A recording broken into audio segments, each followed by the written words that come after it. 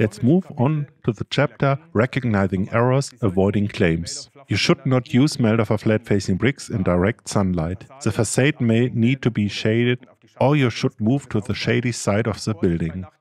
Beware of night frost. Excessive humidity delays drying. Do not work in the border zone. The optimum temperature for laying Meldorfer flat-facing bricks is between 5 and 30 degrees, during processing and also during the entire drying phase. In principle, these are the same weather conditions as when plastering a facade. I already said between 5 and 30 degrees.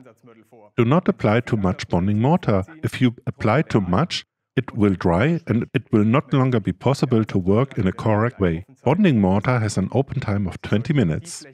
You should only apply bonding mortar to the surface that you can immediately cover with the Meldorfer flat-facing bricks, and also paint the joints. Work in small sections. Avoid cavities, especially in the corner areas and the flat-facing brick areas. Water can rinse in through these cavities, resulting in a damaged facade. Ensure the correct application of the original Meldorfer by pushing movements. It should be 100% in the adhesive.